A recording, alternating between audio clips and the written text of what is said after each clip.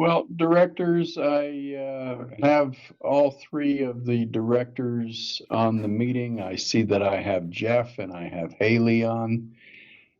So if you don't mind, I think we can get this meeting underway. I'll keep everything relevant on the screen for you this evening.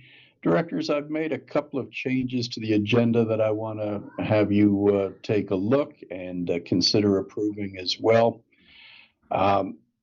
In order from the top of the agenda down, first, I suppose we might as well make sure everybody is aware. When I mentioned that we have all three directors refers to Director Tony Baca, Director Jason Manley, and Director Josh Malm, who was appointed by the town of Erie last night. And Director Malm has completed his oath of office. So he is recognized as the director of the district. Subsequent to that and prior to this meeting, we received resignations from both Chris Filius and Jim Davis. So neither of those two remain on the board. We therefore now have two vacancies on the board. With that, laying the groundwork for the changes I'm going to suggest in looking at the agenda. Again, from the top of the agenda, working my way down.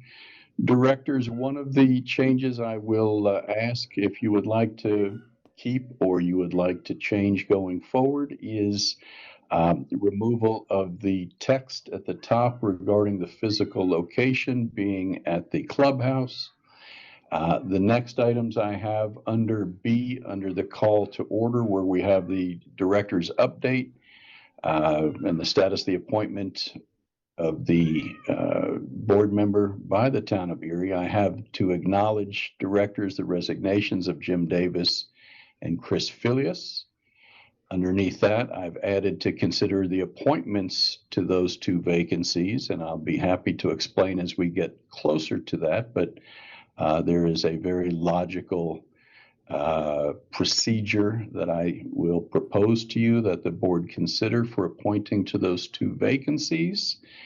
And then finally, to consider the appointment of officers, whether you're 3 or you're 5, we still need to have officers appointed during the course of this meeting. So that will be the change that I've added there. Under administrative matters, at the request of Director Malm, what I would suggest is that we move A down and make A B, which is the approval of minutes. And prior to that, after public comments, we allow for director reports. And so I've added that into the agenda directly after public comments. And that is the extent of the changes that I've made to the agenda this evening. Directors, if there are additional changes you'd like to see made, kindly let me know of those, and I'll be happy to do so. I'm not a director, Dave, but is Tony on? Yes, she is. I don't see her name. Maybe I have two screens. She's joining via cell phone this evening, Jeff. We talked to her just a moment ago. She's at an entertainment event, and so she's going to remain on the mute unless she needs to speak. Okay, thank you. Yes, sir. Directors, if there are other changes, please let me know. Otherwise, I would entertain a motion to approve the agenda as amended, as I've just described it to you. Dave, the only question I had was, and maybe we don't need an agenda item for this, but was to consider the need for a January meeting. Perhaps that's something at the very end of this agenda we discuss. We can certainly add that at the very end of this agenda, Director Malm. Okay. I'd motion to accept the agenda as amended, as you presented. Thank you. And then a second to that motion, please. I'll second. Thank you. There is Tony, Jeff, since you were concerned she wasn't on with No, us. I got it. I appreciate that clarification. Thank you. You're We welcome, would have sir. been fine with just two since there's only three right now, but Yeah, it's not a party without Tony. Directors, I think I've already explained the update from the town of Erie regarding the appointment of Josh Malm as a director on this board. Josh was appointed to the vacancy that expires May of 2027, so you'll be up for re-election May of 2027, Josh, just to be clear on that process for you. Directors, next item is one that I've added to the agenda, and that's to acknowledge the resignations of Jim Davis and Chris Filius. Is there any reason the board would not want to acknowledge that? If so, please let me know. Otherwise, I'll record in the minutes that the board did acknowledge that. Thank you. Then, directors, there are a couple of different opportunities that are now presented, and I had a chance to very briefly discuss this with Haley, Jeff. So I've not had a chance to speak with you directly about it. But directors, because there was a recall election in the works, that recall election is now going to be canceled since there is no longer a director that is being recalled. By Chris resigning, we were able to cancel that election. With that said, there were 3 residents who had submitted self-nomination forms and who would have been included on the ballot for replacing Chris should Chris have been recalled. Of those 3, one of you was appointed to the board. So we now have 2 remaining interested parties who filled out self-nomination forms. We are canceling that election because we don't have the director to be recalled. But those 2 names would still have appeared on the ballot. And directors, those 2 names are Dan Malik and Christy Cowards. Both of them had expressed the interest.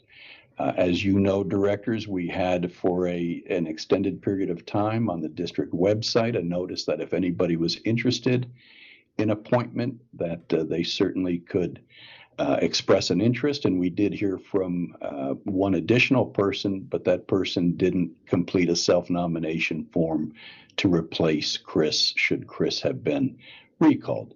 That said, directors, I leave it to you as to what you'd like to do, but you do have 2 vacancies and you do have 2 self-nomination forms that you could consider those individuals for appointment.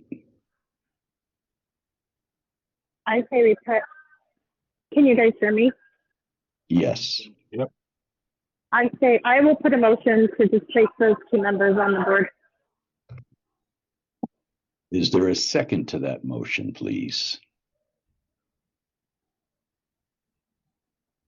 I'll second it with discussion. I have a motion. I have a second. Any discussion could occur now, please, Director Malm. The only, I'm not opposed to this because I think it's a very reasonable approach to this. The only concern I have is that I think there were likely members of the community that probably didn't self-nominate given Chris and Jim's presence on the board. And so I'd like to have an opportunity just to see if there are other folks who may have been interested in filling the vacancy without those 2 present on the board. So I could go either way. So I just wanted to kind of throw that out there for the board's consideration.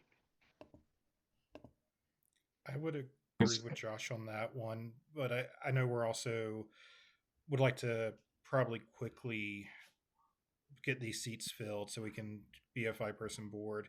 So what I would maybe recommend is, I know Dan's on, Christy, I think I saw her name on, but maybe we use the attendance list here and say, for anyone that's in attendance, if you were interested in filling that seat, raise your hand, and we give about 2 or 3 minutes to gauge interest and see as a community, like who is there, because I agree with Josh. I think there's a lot of people that were turned off by those two and did not want to be set with them, but would like to still contribute to the neighborhood. Now, directors, to make sure we maintain perspective, if this were a normal election cycle and those were the only self-nominations that we received, and there were two openings, we would cancel the election and those two would be deemed elected. Yes, sir. I just put that in as a perspective to keep. I do see Barry Luganbiel, and I hope I've pronounced that correctly, sir.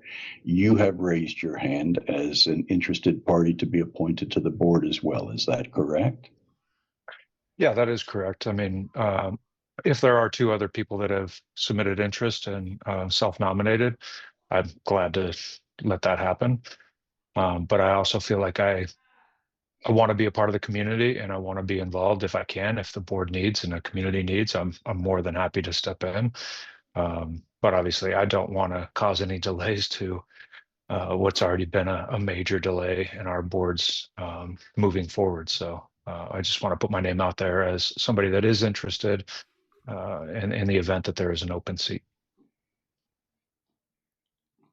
Thank you, sir. Is there anybody else? I don't see any other raised hands, but if I've missed, I'm just scrolling through the screen here. And while Dave's doing that, I think the board knows also there is no, also just for perspective, there's no requirement that you fill the seats immediately. You are allowed to have the vacancies. Obviously, there are some statutory rules related to that, which is how Josh ended up on the board, but that's only if the town would step in after a certain number of days and make the appointment. So if you want to wait for a meeting, the board certainly is your prerogative to do that. My only comment is that I would normally prefer to have appointments on the agenda ahead of time, but Dave's points are certainly fair in the context of, was the community provided notice that there were seats available and people could have ran for the seats. That's certainly been out there for months at this point. So I don't think we need to worry too much about people not being aware of it. All right. So I don't like putting people on the spot, but it sounds like we had three interested: Dan, Barry, and Chris. Um, Dan, Barry, and Chris, if you guys want to, or Christy, sorry, not Chris, Christy. We can figure out a way for you guys to kind of self-communicate. And if three of you come to a powwow, who yes or no, if you guys want to let us know, like through, well, crap, we don't have chat in this, do we, Dave? Well, I can actually set up a separate meeting room if the three would like to get together. I'm now looking though through the screens, and I don't see Christy still on. I see her. I thought it was Christy Cowers, right? I'm here. It's just my Yeah. real Oh, are you? voice. It's not Grover Okay. anymore. Oh, there you are. I see you now. Okay, thank you. I'm looking for Grover. That's what's confused me completely. What I could do, Director Manley, if I'm hearing you correctly, is you'd like for them to be able to have just a sidebar discussion. Is that correct? Yes, sir. I mean, it goes back to how this board originally kind of started many years ago. Sam, myself, and others met in the clubhouse. There was too many self-nominations, and we all talked and had like kind of the bow out. And it's, as you mentioned, like normal processes would be the hey, who was on it? We're far from a normal neighborhood. We are a very special neighborhood at times. So it may make things more difficult, but I do believe having the community truly engaged and making their nomination representatives more important than us picking that person. So if you three are okay with it, would you guys, if we gave you a 5-minute little sidebar to have a little talk and then come out of the breakout room and tell us who the two win, and if you guys decide to do an arm wrestle to pick, that's even more better. So if that's okay with everyone else. That works for me. I'm okay with that. I'm not arm wrestling anybody. I've got a hurt elbow. Sorry, Dave. I know it's a And little bit more difficult. no, that's fine. Ms. Cowers, is that all right with you as well? That sounds fine. Thank you. Okay, what I'm going to do then, give me just a moment whilst setting this up.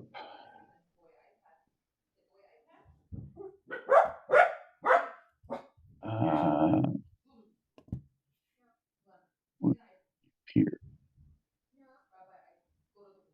While you're setting that up, Dave, the thing I'll let those three know as well is keep in mind that so if we're looking at the vacancies, those seats, one of them goes to 2029 and one of them goes to 2027. So That's a good point, sir. about term. They will both have to run again, though, in 2027, regardless. Fair. I will open the room now. Dan, Barry, Christie, if you'll go in there, and when you're done, feel free to rejoin us, and I'll continue on with other agenda items. We'll come back to this when you return, okay? Got it. Thank you. Thank you. And Dave, before we move on to Josh, I know you touched base earlier about your conflicts that you wanted to maybe mention to the board and before we got too deep into the meeting. Absolutely. Yeah, this would be a good time to do it especially while those three are out. So I apologize. I scripted this out and it's a little bit outdated in just a couple of hours, but I'll go through it. So as part of the appointment to the board, I provided the district with a written document disclosing my potential conflicts of interest that I'm aware of. Under normal circumstances, these would have been filed with the Colorado Secretary of State 72 hours before this meeting, but given that my appointment only happened yesterday, that normal process wasn't possible. So in that conflict of interest disclosure, I identified three potential conflicts that I wanted to advise the board of and make residents aware of. So one, I'm a property owner within the district, which is uncommon. I serve as the chairperson for the committee to recall Christine Filius, and I oversee the financial matters related to that committee. And I also, over the past several months, have made certain legal claims against the district related to alleged defamatory statements about myself. So because of those conflicts, and I don't plan to participate in any update regarding the recall election, although I think that agenda item's already passed. There's an executive session today that in part relates to my claims against the district. I will not participate in that. And I also won't be participating in the agenda item. It's 5B related to the letter to the Weld County District Court. So I plan to do this for all future agenda items, which I would have a potential conflict of interest in. And maybe echoing Mayor Pro Tem Bell's comments last night's town council meeting. I believe I have a statutory, legal, moral, and ethical obligation to act in a manner that is beyond reproach in all of these matters. So, I take these conflicts of interest very, very seriously. So, wanted to make sure I'm above board with everybody and that everybody is aware of that. Thank you, Director Mom. And I should have mentioned earlier on with the amended agenda that Haley and I also discussed when we do have the agenda item for executive session, that will actually end up being bifurcated into two separate executive sessions because one of those does deal with you and one of those does not deal with you. And so that it's a fine point, but it will be two separate executive sessions, and one of those will not be one that you're included in. Understood. Thanks. Directors, while that breakout room discussion is still going on, and I hope it's going successfully because I've not heard from anybody that they were not able to get in there. Our next item, and I think we skip over the appointment of officers until we see if we do have a full board at that point. So our next item would be public comments. And if there are any members of the public who would like to address the board, if you'd kindly raise your hand for me, then I'll be able to see who is wanting to do so, and I shall call on you as I normally would. Anybody who would like to address the board, please let me know.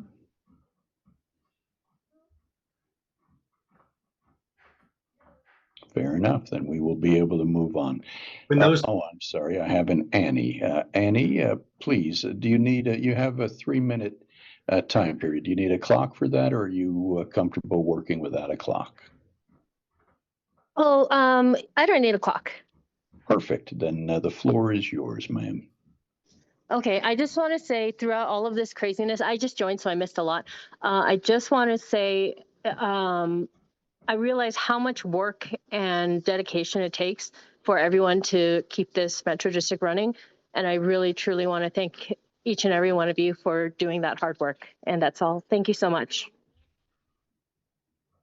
Thank you, ma'am. That's a kind word. Anybody else who would like to address the board? Dave, I was just going to mention that when those three come back from their powwow, I'd like to make sure that we haven't inadvertently skipped any of their public comment. Very good point, Director Mom. I'll offer that to them as well. Why don't we do this? We'll pause the public comments and go into directors' reports. That is one of the items that was amended on to this. Directors, if you would like to take a moment to provide report, now would be an opportunity, and I'll let you go in whatever order you'd like. I can start since I proposed this be added to the agenda. One of the things I was thinking about today as I was busily trying to catch up for this meeting and reviewing packets was that I don't know that we've done a great job in the past of letting residents know what's coming down the pike here, and also giving good direction to management and legal counsel of agenda items that we would like to see in the future. So that was going to be kind of the main topic that I wanted to put out for this kind of director report section tonight. So I'll just kind of list out, most of these are just future agenda items that I'd like to see addressed probably at our next meeting or a meeting afterwards.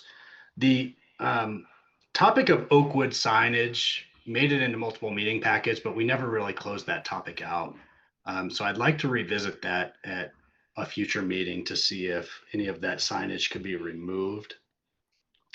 I think the events of the last couple of months on the board have highlighted a need to have additional director safeguards in place and policies on communication and things like that. And I don't know exactly what the right answer is there, but I was hoping that, SDMS and Jeff, your firm, could kind of put your heads together and think about what is normal and usual in these circumstances and what policies the district is perhaps missing that we ought to consider adopting. I don't think you have to come to the next meeting with a prepared resolution or anything like that, but just give some thought to that and maybe a presentation to the board on that.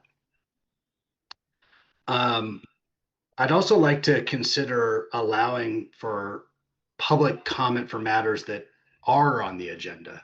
I think pre-May 2025, we generally allowed that. We probably had more open participation in meetings than probably necessary, but I'd like to consider a process where folks can sign up to give public comment for matters that are on the agenda at the time the agenda item is presented to the board, just so that we can hear perspectives on agenda items.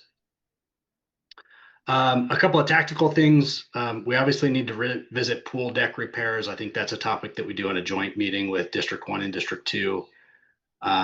We obviously need to think about a 2026 landscaping improvement plan. I think we implemented the fee in 2025, but probably didn't take advantage of those funds in planning for landscape improvements, given the other distractions on the board. So I think that's something that we need to put on the next agenda item for the next joint meeting. And then I also think we need to revisit the 2026 fee assessment amount, and that will probably be part of the discussion around the budget tonight, but something that we need to consider jointly with District 2. I promise you I'm getting to the end of my list here, but One of the other things is I was working on the annual resolution, and Jeff, you may get to this before necessary at the next meeting, but the fee policy related to our Colorado OPA's records requests, and understanding if we need to, what we need to do to impose that fee, or maybe we've already done that and post that policy. And then finally, this isn't necessarily for a future agenda, but just for all board members that I think we need to consider is, we're going to have 3 seats that come up potentially in 2027. We have unfilled landscaping and pool committee seats. Those are a perfect place to let residents participate in the district without being on the board and potentially be future board members. So I think we need to be really aware of how we involve the community more in these meetings so that we have people that are informed and ready to serve when they're on the board in the future. So that was kind of what I was thinking as far as director reports. Thank you, Director Mom, Director Baca, Director Manley. Any reports from you before we go back up to the consideration of appointments? I see that our 3 have come back into this room. I think Josh kind of nailed most of those on the hair for me. The only one I would kind of like to bring up and give light to and get board notice to is one things I would like to use 2026 for, now that we're clearing the way to brighter futures, is utilizing our Metro District website and working with Diane more to, as Josh mentioned, be more transparent with the neighborhood. So instead of things going to an email, kind of using forms off that so it can be reviewed by the directors of both districts, a area where residents can actually post questions out there. It can be seen. It can be noticed if it needs to come to a meeting without giving direct response always, but just knowing what the heart of the community is asking, what they're wondering, and then kind of give that transparency, as well as giving other neighbors the ability to know what questions are being asked and seeing what answers are probably getting from district management. So we're not having the same questions come in multiple times, needing multiple email responses. Dave, with your assistance, and I'm assuming Diana, like, it'll be not a quick thing, but some things I'd like to propose, and over the next few meetings that we have, get board approval and direction on, hey, this is what we'd like to see kind of happen, and make sure both districts are involved with it, and it meets needs of the residents, not just the statutory need of a website, but the actual, hey, what does our community need?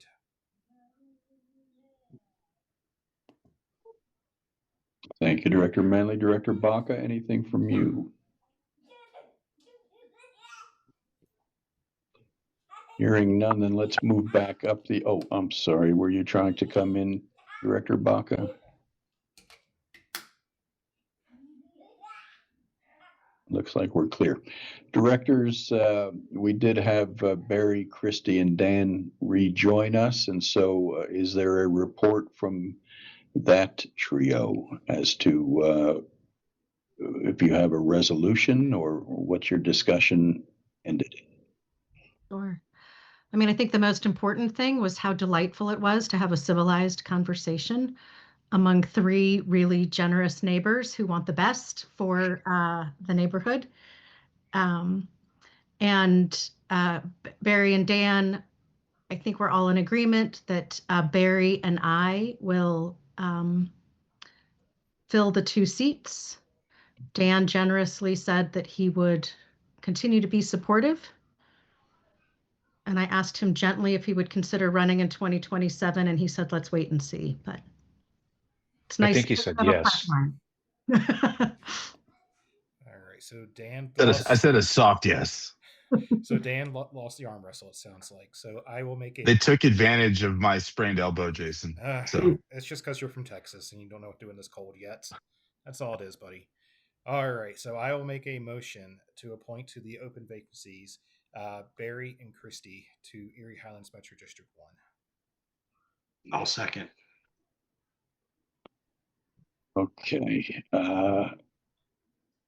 Let me ask this then, just as a formality. Did you, new directors, Cowers and Luganbill, happen to decide amongst yourselves who would be the 2027 and who would be the 2029 term? And I point out to you, if I'll put it back on the screen so that you can follow along with what I'm going to explain to you. Under statute, you've been appointed to a 2029 or a 2027 term ending. In either scenario, you still have to run in 2027. So one of you will be running for a 2-year term in 2027. The other will be running for a 4-year term in 2027. Otherwise, there's not a whole lot, Jeff, unless you can think of something. I can't think of any other reason why this really would matter to you other than your term after election in 27.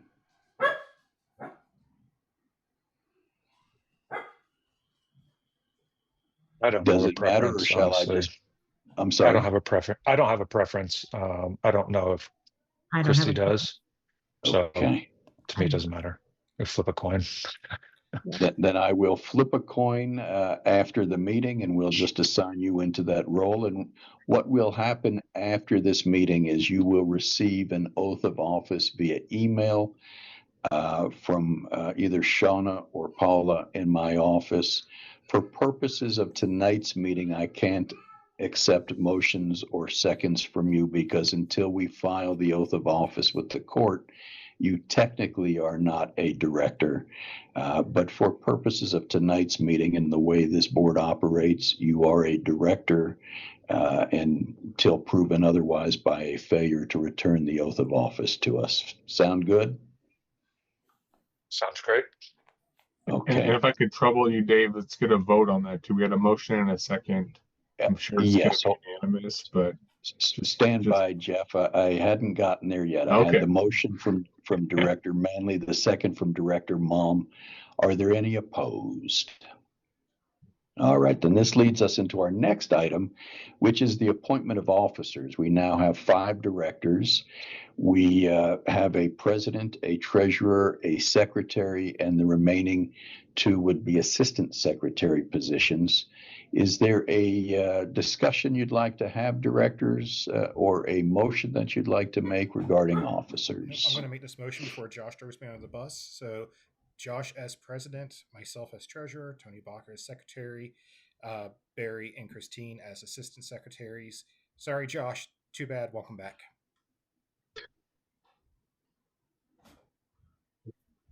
So I have that as a motion from Director Manley.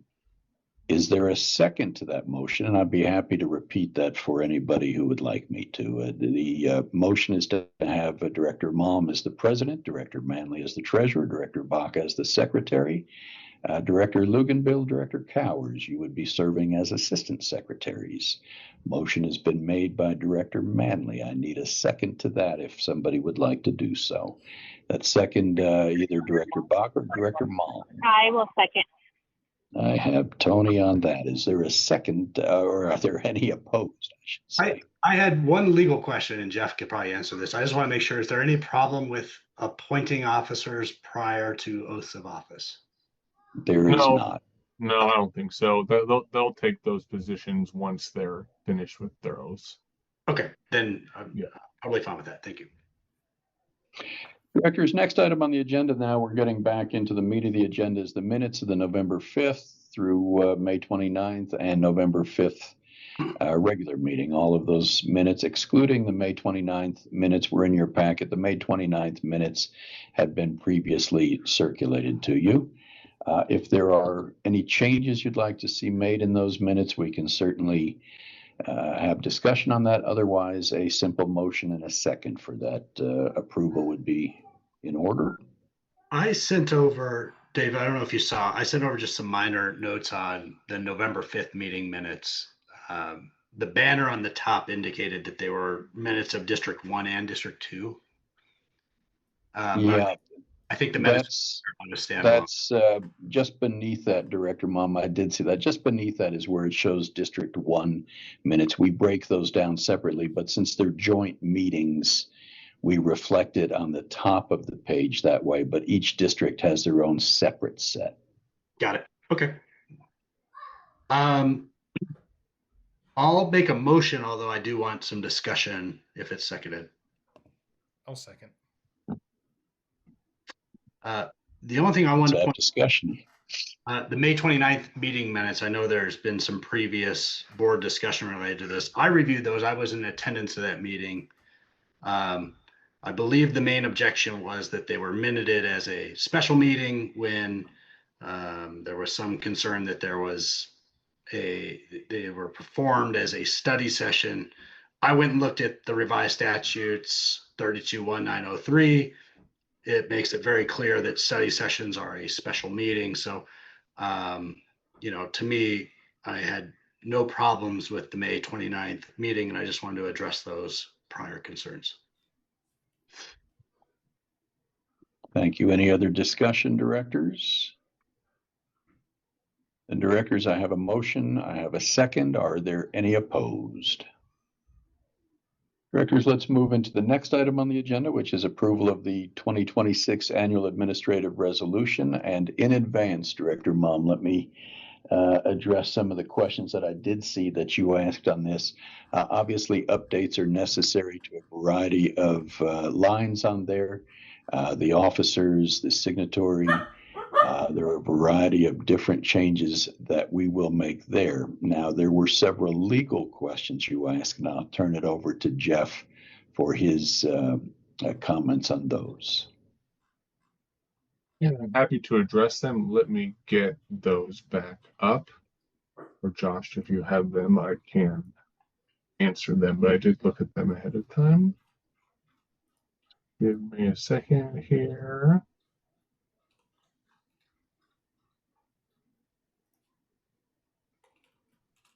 Sorry, everybody, I should have had that up ahead of time. And of course, I'm not going to be able to find it quickly since everybody's looking at the side of my head while I'm looking at my other screen trying to find it. I can try to find that as well if that will help you. Let me see. I got it. Now I got it. Okay. See, now that I got it. As soon as you felt we said that. then you were, yeah, okay. Okay, here we go. First question was, should the annual admin address to the official custodian of records is with respect to core requests? That should be in a separate core resolution, which you noted during director comments. I was searching through our files today. I didn't see it. It doesn't mean that one doesn't already exist from when all the districts were combined. It's a possibility. It was some joint resolution that was done for districts 1 through 4, and that all exists. But considering the split up and the fact that we don't have our own, I already put it on my list here. I think we should just do our own core policy. So that's where I would normally designate that, as opposed to the annual admin resolution. And then the question also says, should this address authorized signers on bank accounts and disbursement authority? Don't normally put that in the annual administrative resolution. We do have that resolution from, I think this will be funny, Josh. I think it was when you were on the board before you left the board with the bank accounts and the authorized signers when we opened the first, I think it's the first bank account originally when we split up our bank accounts from D4. So that does exist, and I didn't double check it, but that should be by position, like officer position, not person. So that's who has, it's the whole board. Pardon me? The whole board has access to the bank accounts. There you go. So that's everybody can see. Yeah, I do recall that. Okay, so we do have that, and if we're talking about, who's responsible for review and approval on bill.com, so on invoices, in between meetings. Honestly, most districts do that through just discussion and agreement, but I think that also would be something that'd be right to put into, I'm going to call them bylaws, but some sort of policies and procedures that you mentioned might be useful for this district. I think that'd be a great place to put that, about how we handle payments in between meetings. But right now, I think it's the treasurer or maybe 2 board members look, I think, before anybody at SDMS releases any funds. Dave, Okay. is that right? It is 2, Jeff, but those 2 are no longer with us. And so Oh, we right. will need the board to appoint 2 replacement approvers, or Right. 2 new, I should say, approvers for Okay. Bill.com. Okay. So we should If that probably won't be do included that. in the annual resolution, Jeff, then I'll take it as a separate motion when we're done approving the annual resolution. Yeah, and we can certainly add it in here right now if we want for ease. But I think it's been the president and the treasurer historically are the two board members that look at the invoices. But yeah, I think that'd be best in a basically in a bylaws document. Okay. Makes sense. Yeah. So I think those are your 2 questions, Josh. Did I get them? I think that's right. I had a couple of like minor tracked comments. I don't know if any of those were. Yep. You're asking about an updated boundary map due to the exclusions that has been underway. So that if it's not done, it will be done and we'll be prepared. I know Dave's working on that, and Joan is also been working on it. So it's all been tracked. And that has to be filed by the end of January, Josh. So we are working on that. Yeah. And then the other question was, and this is maybe not legal, but to talk about the 24-hour posting location. So this is paragraph 3 of the annual administrative resolution. And Dave, if you want to, maybe you already zoomed down there, but if you want to zoom down to paragraph 3, this basically covers 2 things. So, the board needs to designate the place where it's going to post its meeting notices. And for quite a few years now, districts have been allowed to designate their own webpage as long as that webpage is linked via the Department of Local Affairs, which yours is.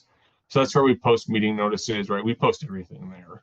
Meeting notices, notices of vacancy, right? That's where people find documents and information about the meeting. You do have to have a physical location also designated.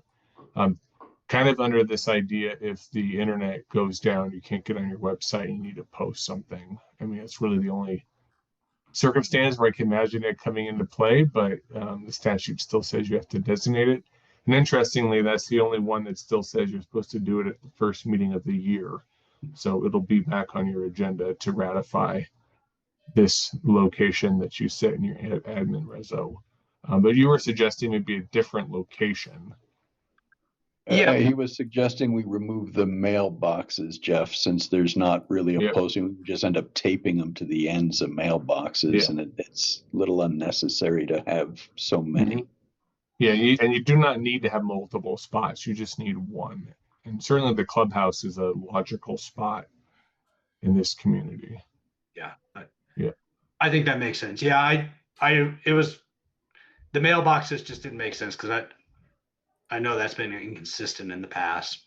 And if we have the meeting boards that are available, it felt like that was a better place to post. So.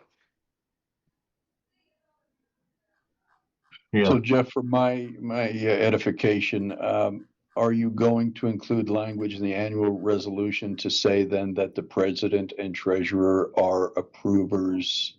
Nope. We'll leave that off. So I'll take that as a separate motion after we approve the annual. Yeah. Perfect. Thank you. Yeah. And then Josh, fair point on paragraph 20. I like to believe there was a reason we put April 28th in here, but let's confirm that.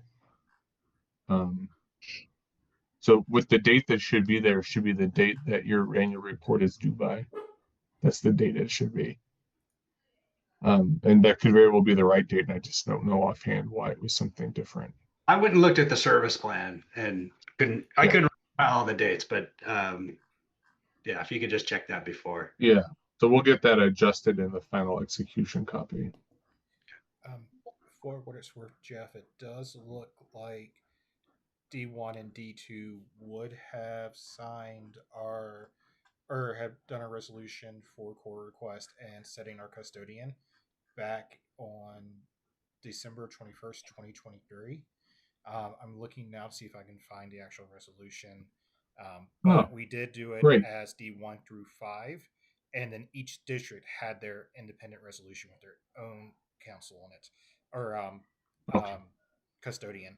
but I'll see if I can Okay. find to get. But I do agree, we'll probably have to do a new one and set it. But it had the fee schedule and everything associated with it already, so we can just Yeah. use the same fee schedule if it makes sense.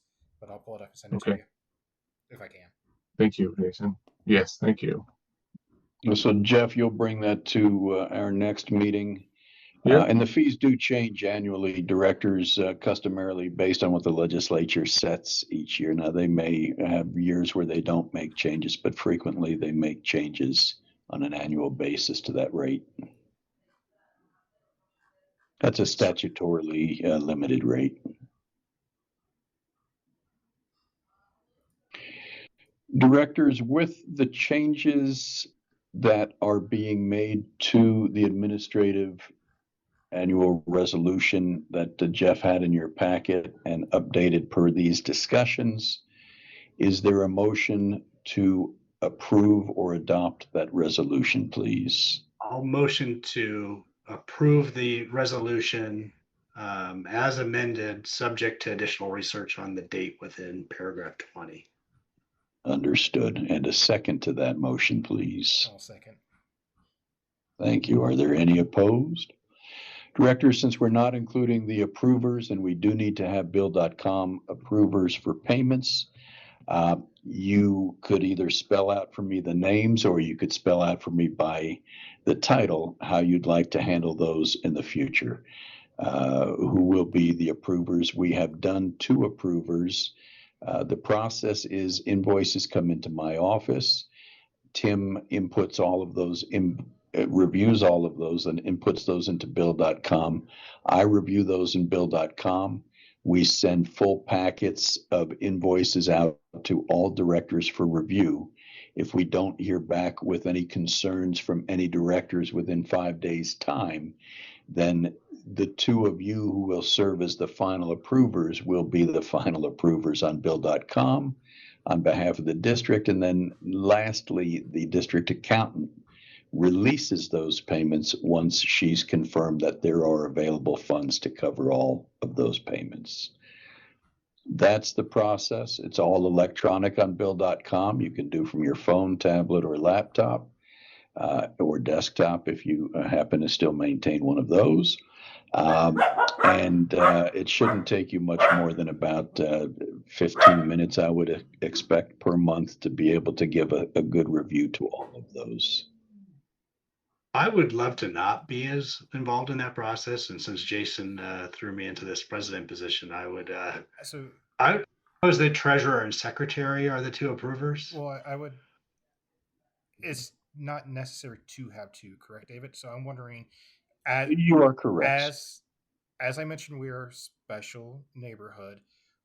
Would it be okay if we did 1 approver, but all board members have access to at least a read-only role within Bill.com like I currently do, so that instead of having to worry about your staff taking the time to build a PDF of all the bills, saving it into a website, like into our email boxes with megs of PDFs, any of the directors can log in, review, see in real time, and correlate data that they want to.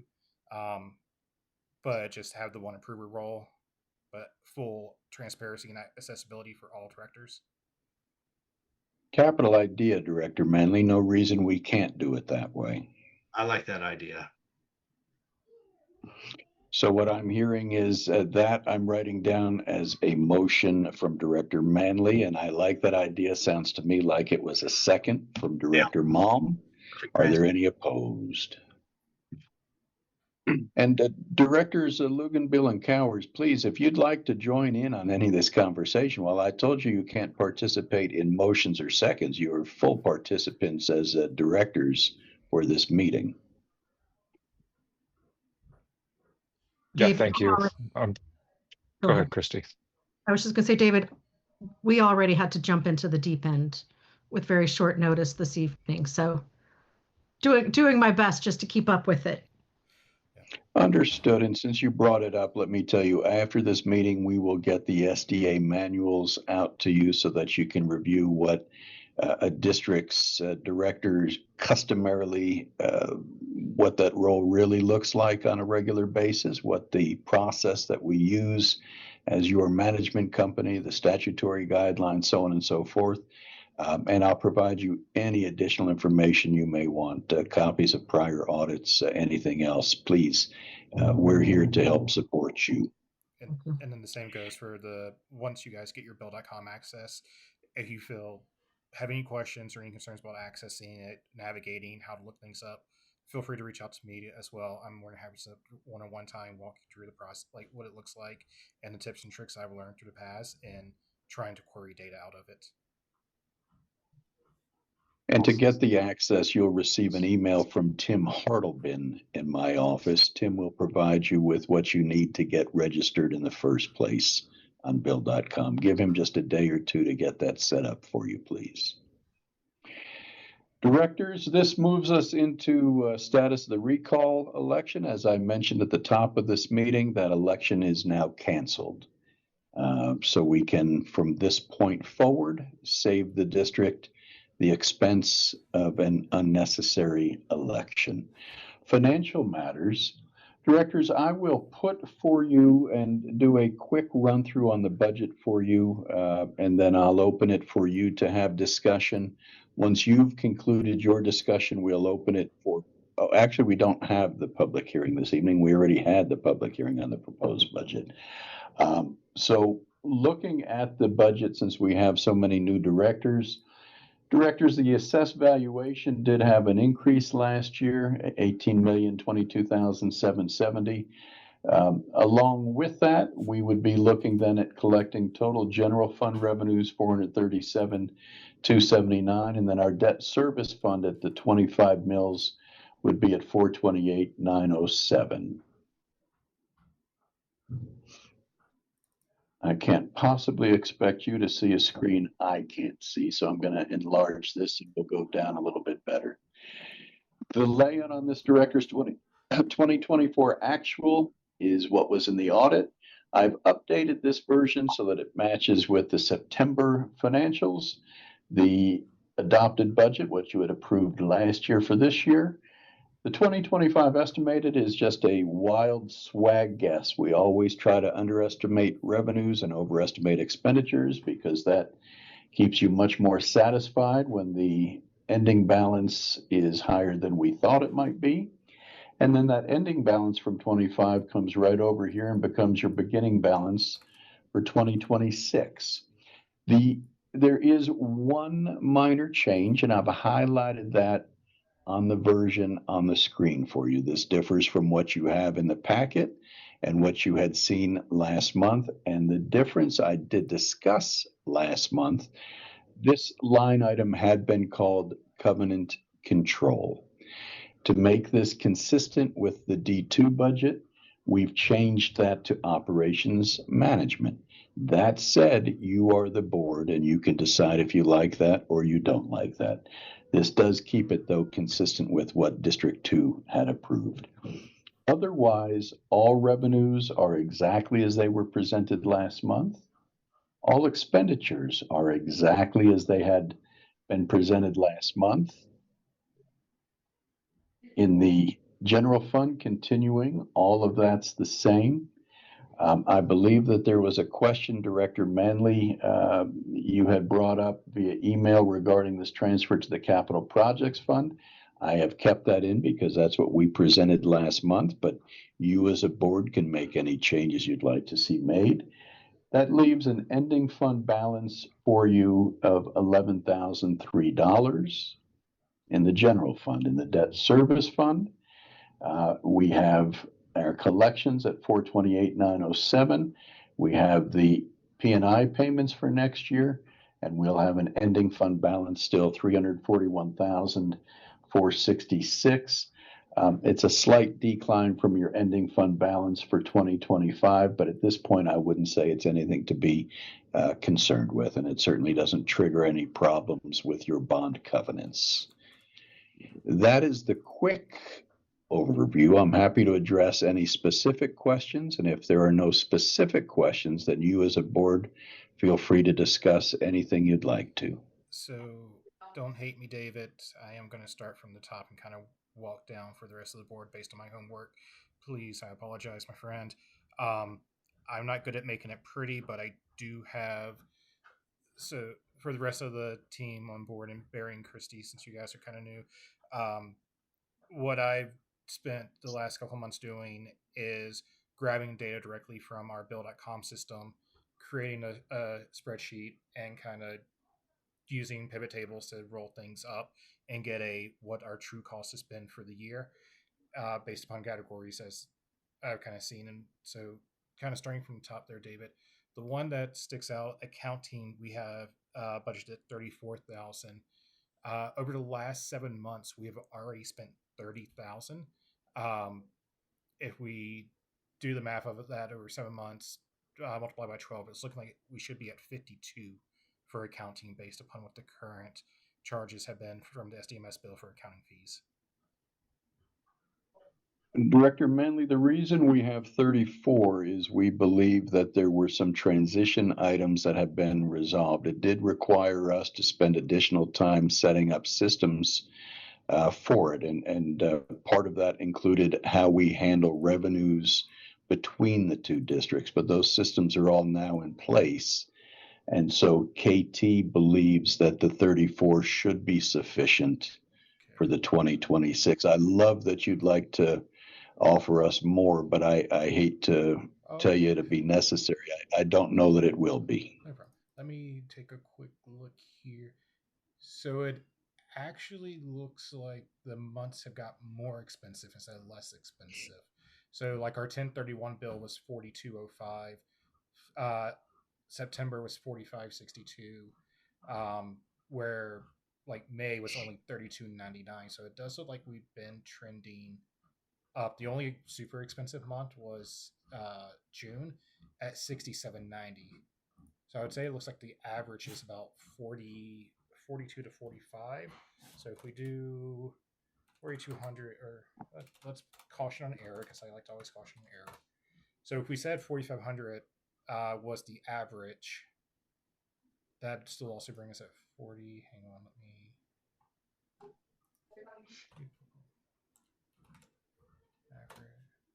Yeah, so average is coming out to 43.46 if we look at the 6 months that are in Bill.com. Or 7 months in Bill.com. Again, it's not a straight line, though. Okay. Expenses do vary based upon, for example, the October invoice would include time spent in preparing a budget. Part of what we're going to have to figure out is what you guys really want to be as a board. Do you want to continue meeting on a monthly basis, or do you want to meet on a more as needed type of a basis? And that will drive a lot of your expenses, frankly. If KT is doing monthly financials for you for board meetings versus quarterly financials for you, that's a big difference. Yep. And I think that's probably one of the things we could definitely cut back on. There is cut back. So okay, if you feel comfortable defending to 34, I am good getting off that horse. If we keep walking down, the next one that I have, didn't we approve the 2020 the next audit to be billed at 7,500, not 6,500? Or was it 6,500 that we approved? It was 60. It was 65. I thought it was 75. I thought he went up 1,500 this time. Let me see. I believe I have the engagement letter here, and I can open that up real fast. Just a quick question. Do we have itemized data for each one of these line items? Is that something that we have to go through Bill.com to acquire, or is there a separate system that we can We access? have financials that give you an update as to where we are. 6,500 here, Director Manley. Okay. The financials we prepared, Director Luganbill, do provide you with a good picture at any given point in time where we are on the same. What you see in this budget is identical to what you see in the financials as far as the categories go. So Bill.com may provide you a little bit additional information because you can look at specific invoices. For example, neighborhood lawn care for landscaping. You may take a look and say, well, this amount is for landscaping.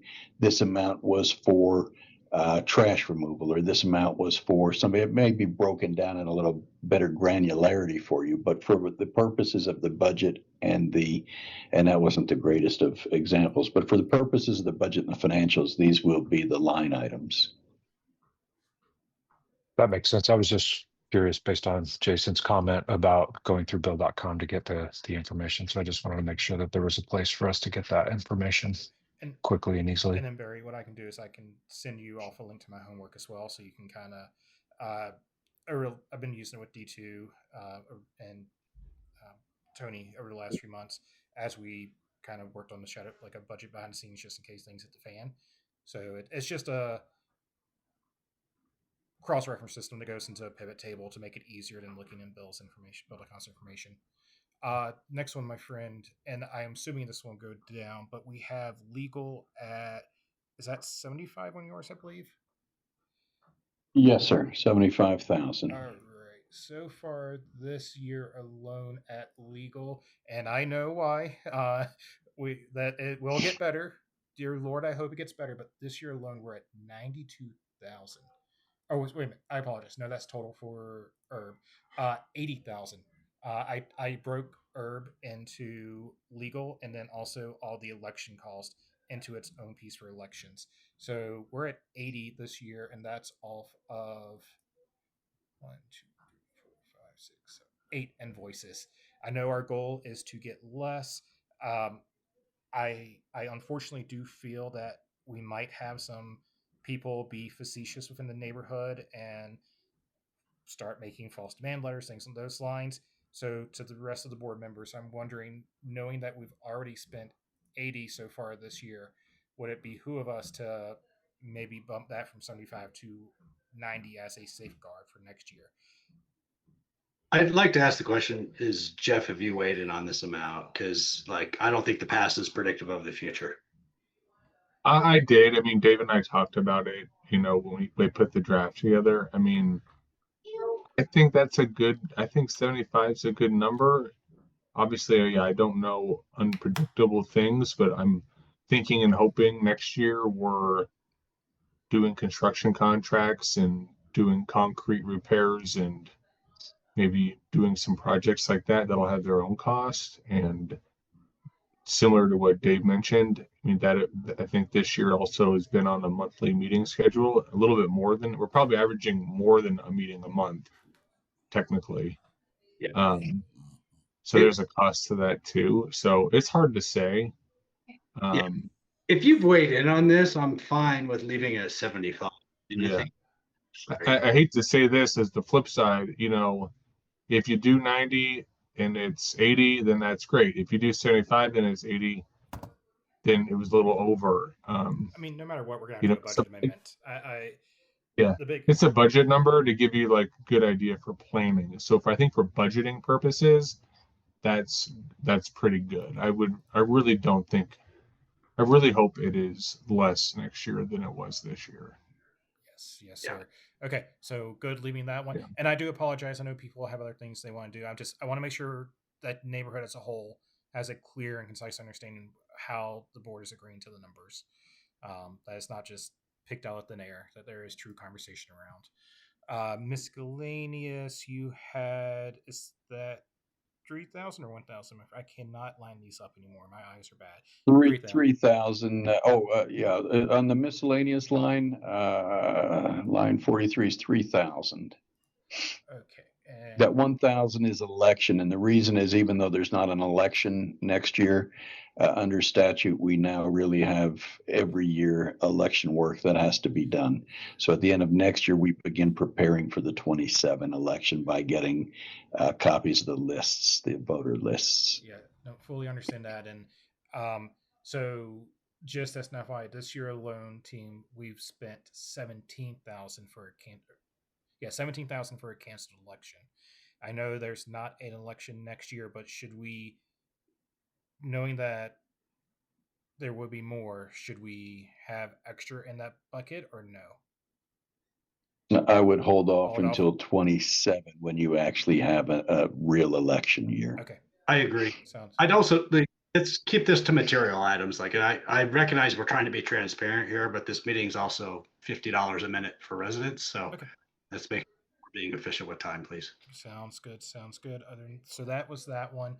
Under the shared expenses. Oh, the other piece, the revenue was for the $25 a month fee. I think originally when you had your conversations with Keith and Andy, it was looking at we would have to budget for 35 for that for the revenue coming in for the that piece, right, David, or no?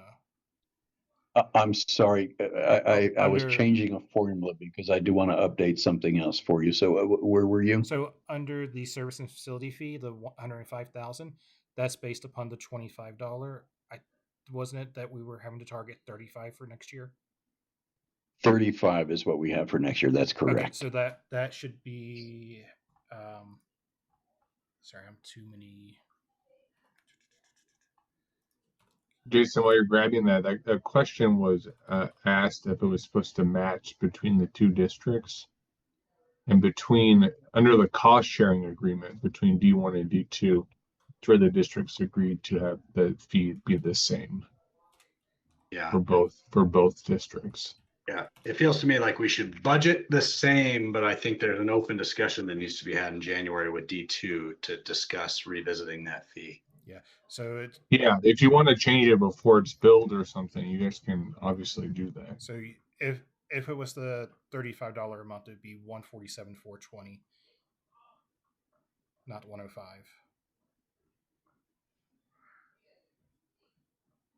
Good enough. Then let me make that change too. All right, and then sorry, I'm just trying to get into the next one. No, that's a good catch. And here's another one for you, and that is on the treasurer's fees.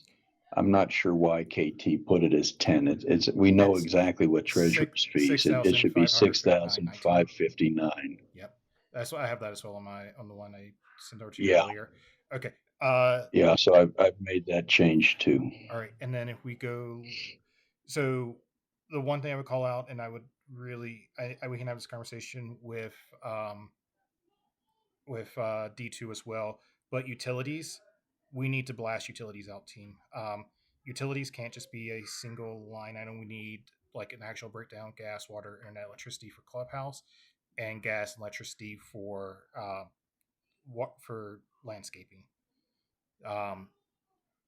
Just utilities non-Clubhouse, and my breakdown came out to 67,000 is what I got for my math, and I can send that out to the groups, but there are some areas taking $6,000 a month in water. What would be breaking it out though if it's non-discretionary? Just so we can keep isolating, and hopefully, so one of the things I would want to really focus on next year is what can we do to lower these? Like, what initiatives as a district can we do to lower? Because if you look at it by address and locations, the 1227 Highlands Drive location used 604,000 gallons of water in a month. So like that's just at like over $6,000 for 1 month of watering in an area. So to have seeing utilities as a single item, like how do we know, is it the pool that's being filled up that month is killing us? Is it landscaping that's killing us? Like what is killing us? And actually be able to pinpoint that and say what's actually happening. That'd be the only reason why having it broken. It's also how we had it with our previous accounting firm, so we could easily identify those numbers and know what was happening. But right now we average $1,400 a month for electricity at the Clubhouse, $2,207 a month for water, and then $1,200 a month for $1,400 for gas, $1,200 for electricity, and then $50 a month for gas. So you did break those into, I think, Clubhouse operations. You do have separate utilities by Clubhouse at 20,000 and by O&M at 14,400. So I'm getting.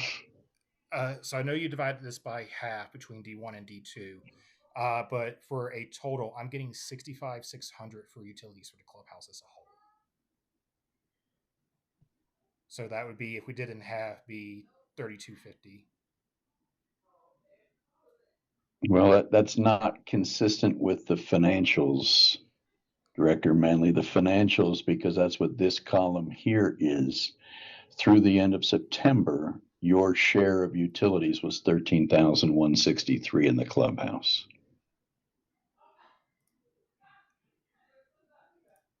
So what and once again, I do apologize to everyone on here. I don't care about share. I'm care about the neighborhood piece of it. So I'm seeing like the gas as a whole for 1, 2, 3, 4, 5 for 6 months was 8,388. So for our share it'd be $4,000. For electric was another 6856 for the same amount of months. So I'm wondering, and this was pulled directly from bill.com, David, what the numbers I got. So that's that homework tab I sent earlier. We can, I think, to save time and do this, let's approve as presented, knowing probably there'll be an amendment, but the homework is definitely showing the numbers being a little bit higher, my friend. Well, I'm only able to show you what we've actually coded, Director Manley. And so if you look at utilities for the landscape, this would be your water for irrigation and the electrical for the controllers. Through the end of the third quarter, your cut of that was $10,765. And then your cut of the clubhouse utilities is $13,163. That's all that got coded to those line items. So walking through each invoice and throwing into Excel, I got landscape water at $39,813 for the year. So that would be $15,000 for our portion just for water. For landscape electric, I have $155. So look, it's not fair to the residents to have us work through the accounting issues here. To be frank, we've had this budget in front of us for over a month. And if there were concerns like this, they should have been communicated over to SCMS long ago before having residents look at this. So I think we all acknowledge that this is going to be a little bit of a learning year and that past is not predictive of the future. I think, what I would propose is we approve the budget as amended, because Dave, you had a couple of items that you mentioned, treasurer's fees and the operations fee, so that we can meet the December 15th statutory deadline. But then I would propose that Jason and David work offline to resolve kind of a reconciliation between the two data sets to make sure that we shouldn't be doing a budget amendment sooner than later. Your budget amendment, Director Mom, really would not come in until next year's budget hearing. So next November or December, we would see a budget amendment at that time. Nothing that would have to be done before then. Okay, I'm good with that. Then let me continue on and share just the debt service. Director Manley, are we good on this? Because I don't want to skip over. Yes, the transfer to the capital reserves. Yes, sir. That's the piece that my homework was missing. Was I didn't remember the exact number to put into the transfer to the reserves or capital projects fund. Okay, good enough. Then let me, if I may, tell you what the result of changing the treasurer's fees to the correct amount of $6,559, and then the service and facilities fees to $147,420.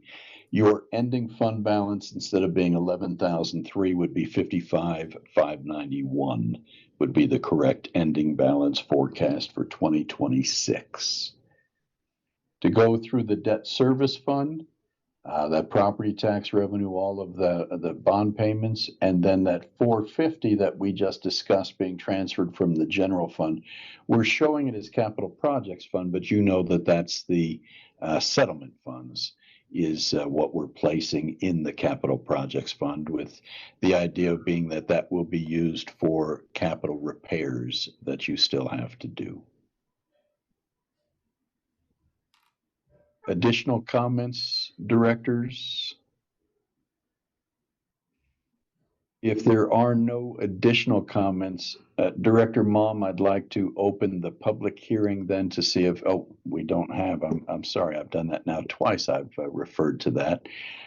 We've had the public hearing. So directors, the question before you is if there are any additional changes you'd like to see made, please let me know of those. I've made those two that we've already discussed. If there are none, then I could take a motion and a second to adopt the resolution adopting the 2026 budget, setting the mill levies. I have not yet received the final AV confirmation, so your resolution will allow for an adjustment to keep it the same as what you're looking at based upon what the final AV comes in. My phrase so moved. Thank you. And then a second, please. I'll second. Thank you. Any opposed? Directors, I'm going to put the agenda back on the screen. You see we've moved all the way down to legal matters, and this is where I mentioned earlier we have an executive session on the agenda. We'll actually break that into two separate executive sessions. Jeff, do you want to give a overview on the role and purpose of the executive session? And then you tell me which one we go into first, whether that's the one to include Director Malm or not. Yeah, I'd be happy to. And for the board members and for anybody who's here, you've heard a little bit of the speech before, but generally all public business is discussed in open session during these meetings, but there are a few exceptions under statute where the board can retreat into what's called executive session to talk about certain things that are allowed to be talked about, not in open session as set forth by statute. One of those items is to receive legal advice on specific legal questions from legal counsel for the district, and that's what's on the agenda tonight. The reason we're bifurcating it into two pieces is, as Director Malm noted, he has a pending claim against the district, so he's not going to be participating in that executive session regarding his claims, and we will have defense counsel joining us for that part of the executive session. And then there's been a second claim threatened against the district that will also be talked about in executive session that is not related to Josh's claim that he will be able to participate in. So have you come back for that one? So the order you want to go in is really the board's preference. If it's Josh's schedule, I would do the latter one first, because then he would be not in the remainder of the executive session and probably not around for the rest of the meeting. But it's really up to the board on which order you want to take those in. And let me know, and then I'll help you get the motions in place. We can do No preference here. Yeah. We can do the second one first, just so that way afterwards, if Josh wishes to disconnect, he could. But is special counsel on? I don't see her unless I missed her. Tiffany just joined. Okay. You just joined. Yeah. Okay. Yeah, we can do the new executive session first, and then the Jim Davis filing second. If that's okay. So what we'll do, we'll go to executive session. The whole board will be in that one. Public, everybody, I think this session stays open. Or Dave, you think maybe you do put everybody in a waiting room? We'll come back What into I will open do session. I'm leaving everybody in this room, and we're setting up a separate room for the executive session. So you'll receive directors the invitation to join that room for purposes of the executive session. Included in there, I have Tiffany too. So remind me, because I got lost. Is this the one with or without Director Malm? The first one's going to be with Director Malm.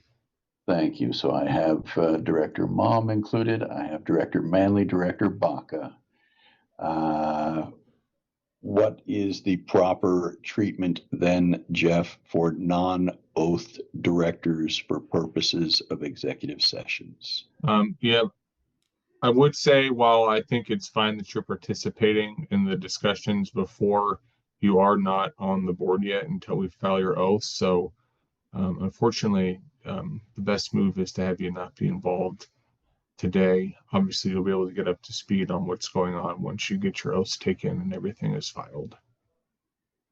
That makes sense. Yes. So we'll do this. So to do this first one, we'll need a motion, and you can read it right off of the agenda from one of the board members. And this is related to potential claims against the district from Tony Filius. That is the claimant. I'll motion to enter into executive session pursuant to Colorado Revised Statute 24-6-4024B for purposes of receiving legal advice on specific legal questions related to filings and potential claims against the district raised by Tony Filius. Thank you. And then a second to that would be in order now. I'll second. Thank you. Are there any opposed? Okay, for clarification, I'm just going through. I have Director Baca, Director Manley, Director Mom, Tiffany, Jeff, Haley, me, and Deanna. Heading into that, I better check my own. I didn't include myself.